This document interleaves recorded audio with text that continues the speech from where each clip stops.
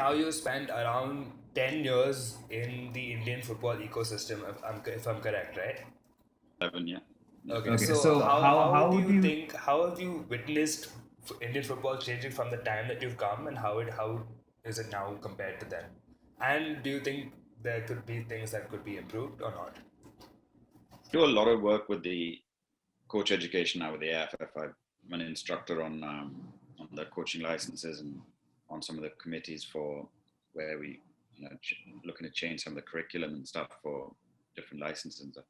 So I've definitely seen from a coach education point of view, it's improved massively in the last 10 years. And you could see how the coaching courses were run then. We didn't have things like a E license, a D license, etc. Didn't have the pathways for people to get into the coaching profession. You didn't have specialized goalkeeping courses and all that. So there's a lot of improvements on that side. That's obviously going to have a knock-on effect. It'll take many years, but the more qualified coaches we have, we'll start producing better players. Similarly, I think if you look at youth football, because of the rise in the urban areas with soccer schools and in now with the baby leagues in all parts of the country, you can see that the technical ability of young players is getting a lot better.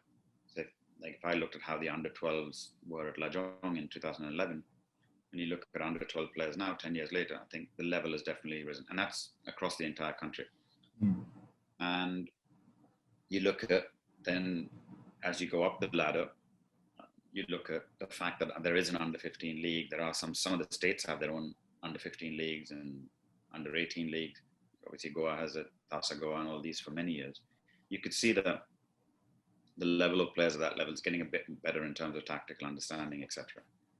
And then when you get to the senior level, what was like at Bengaluru, we were the only team that used a proper training ground, have a clubhouse, use of let's say with a GPS, and all those kind of things like heart rate monitors, etc. Now that's become the norm. Yeah. Every club uses it. Every club.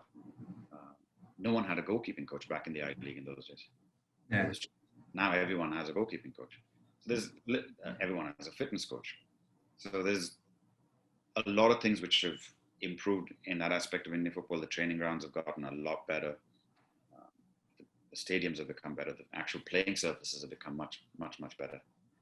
So there's a lot of things that have moved in the right direction in the last 10 years. So is there anything you feel is missing and could still be worked on?